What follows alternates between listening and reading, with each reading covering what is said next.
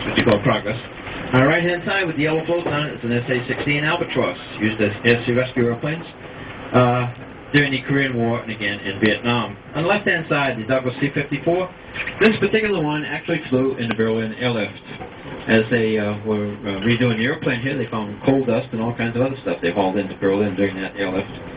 If you look right above the cockpit up there, there's a plexiglass dome. That is an astrodome used by the navigators to get their celestial navigation information.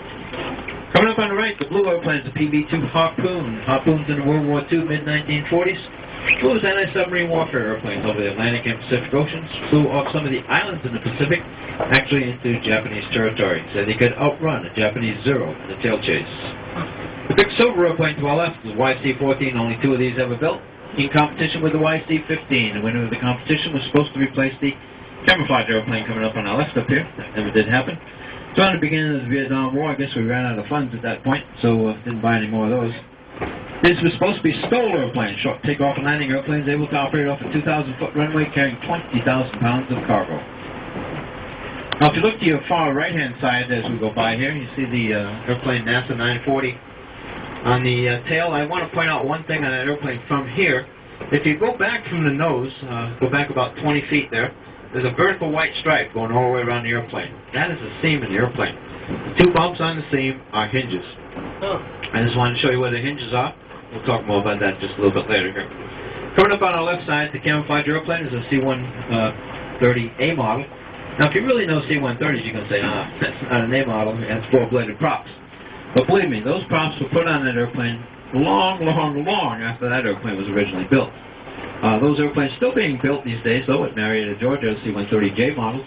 C-130s flying by about 60 different countries around the world, and so many of them flying, they say the sun never sets on a C-130. The little drone underneath the wing there, Jaws, was flown off of DC-130s in Vietnam to get low-level photography. Once they got all the photography they needed, they'd fly the drone out over the South China Sea. When they got it out over the water, they would shut down the engine. Parachutes would be deployed, and as it sunk down towards the sea, they had some specially equipped helicopters that come in, snag the chute, so they get the drone and the photography back. Off the right-hand side there, 213, there's a little UC-45J. It was called the SNB by the Navy, a little transport expediter type of airplane. The yellow airplane coming up on the right, the J-4F Widgeon. It was a Widgeon off the coast of Louisiana, World War II, flown by a Coast Guard crew.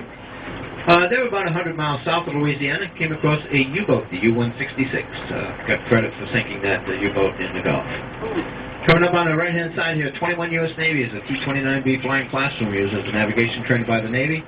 Air Force used the same type of airplanes as navigation trainers. So if you look up on top, it looks like there's 4 white hatches up there. Those were normally covered by those plexiglass domes, astrodomes, like we saw back there on the C-54. So the navigator trainees could use their sextants and astral compass for celestial navigation training. On the left-hand side, here's another C-130. See the 3 chunks of metal in front of it? Those are skis.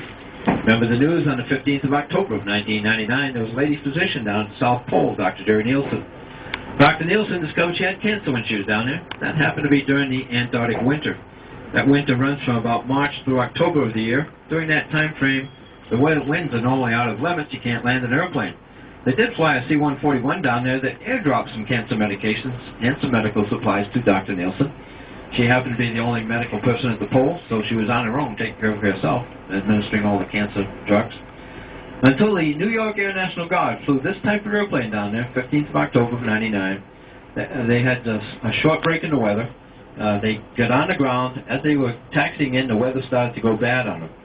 Well, they taxied to where Dr. Nielsen was at. They said they just about threw her on the airplane, got the airplane immediately buttoned up, immediately turned around, took off. That was the earliest anyone had ever been to the South Pole at the end of an Antarctic winter. The little white airplane to our left is the T-39 Sableliner. They had the primary mission was training pilots for other types of airplanes, but they also had a lot of utility missions. This particular one was used as a communications airplane. On the right-hand side from Guantanamo Bay is a C-131 Samaritan, used as transports by the Navy and the Coast Guard, also used as air medical type aircraft by the Air Force mid-1950s up through about the mid-1980s time frame. On the left-hand side here, 0527 is a big long silver airplane, a C-133 Cargo Master. Now, They were made to carry big, long silver things, missiles, when they manufactured to the launch facility. However, when they first came into service, they had a bad vibration problem. There was one in Nebraska one night. Cruising along, started to vibrate. It vibrated so bad, it just actually came